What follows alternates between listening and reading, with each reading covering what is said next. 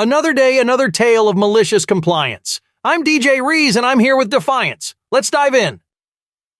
My Catholic teacher calls for my suspension for asking the wrong questions. I decide to behave. Posted by Antipatico6. This happened years ago at what would turn out to be my last year at a Catholic school for reasons that will become obvious. I don't have anything against people of faith, but it was not my thing very early on. I was 12 years old and in 7th grade. I was becoming disenchanted with my Catholic upbringing.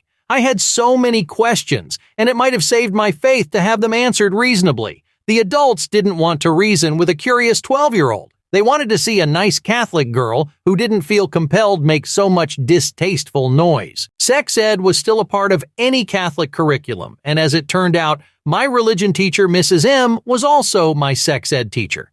When she opened up our first sex ed class with, "Now I'm just as embarrassed to be here as you are," I didn't see it as an expression of empathy.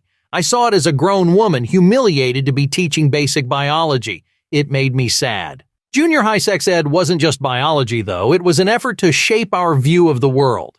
Mrs. M taught us sexual health as per Catholic doctrine and also peppered in some of her own weird personal viewpoints, shaped by her own history, I guess.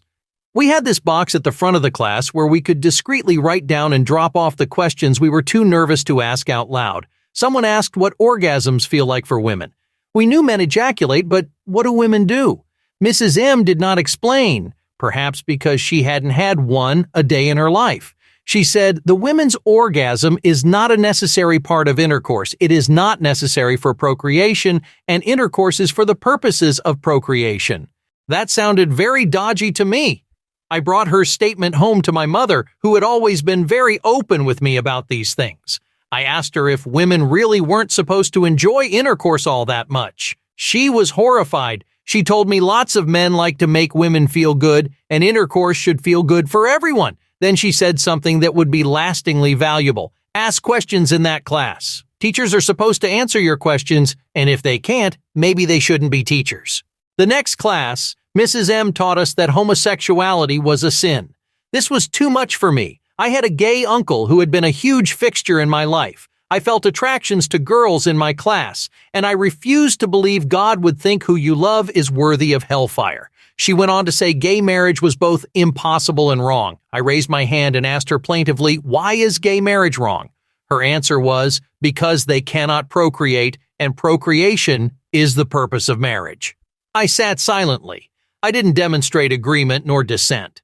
I went home and thought about that for a while. I needed to come back to sex ed class with an inquiry that was going to properly mess Mrs. M's crap up. It didn't seem like an easy task, but I came up with something I thought was worth trying out. The next sex ed class rolled around. Mrs. M taught whatever stuffy, deplorable lesson she had in the plan.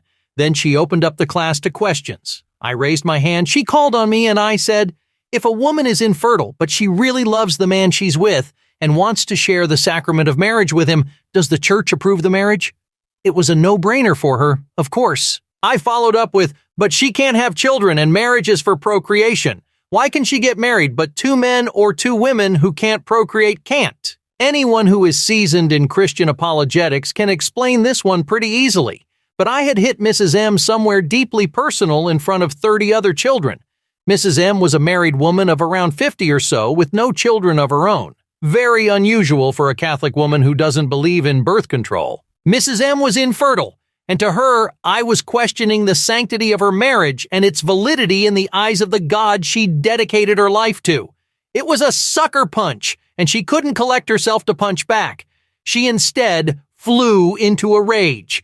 Her face became a deep shade of red as she said, "This is not a debate class," and sent me to the office. For context, I didn't know Mrs. M was infertile. It's something my mother told me post-office battle.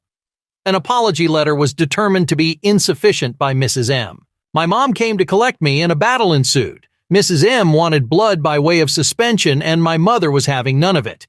Curious kids don't get suspended for questioning what they're taught. The only thing that worked in my favor was my history of being a nerdy, non-disruptive child with good grades. A compromise was struck. I wouldn't get suspended, but I could not participate in sex ed class nor religion class.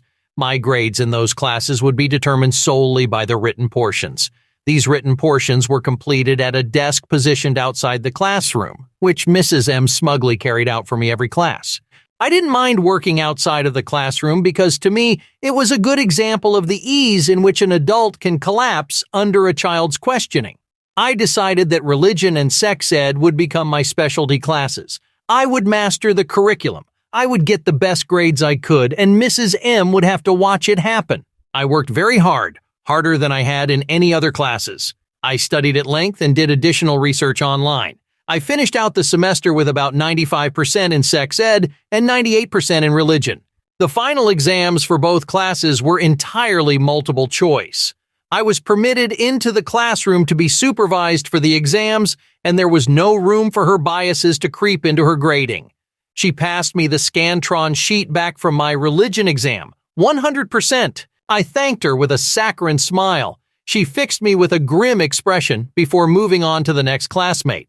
A few days later, it was the Scantron sheet for the sex ed exam, 100%. I said, "Thank you for all you've taught me," as I smiled up at her. She said something under her breath and moved on. Mrs. M hated me with a distinctly unchristlike passion, and she found other ways to express it in the following semester. It warms my heart a little to think of her having to grade all my schoolwork, one correct answer after the other.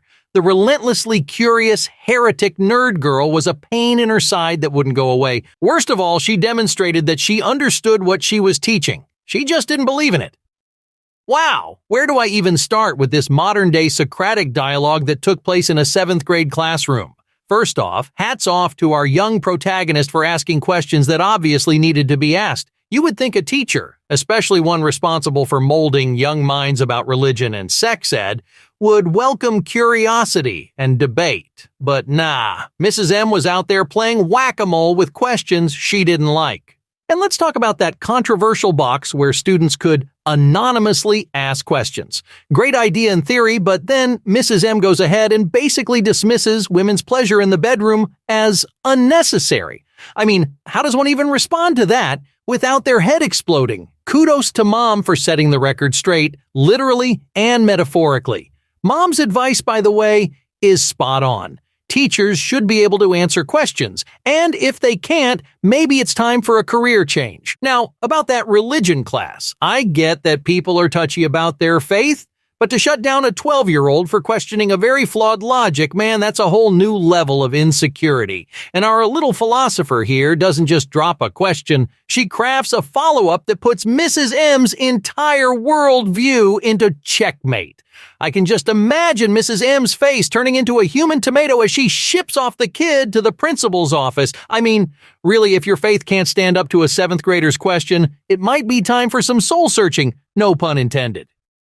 I got kicked out of Sunday school when I asked our teacher, creationist strict literal interpretation of the Bible, if Adam and Eve were the only people on earth until they had kids. Who did Cain marry when he got exiled for killing Abel?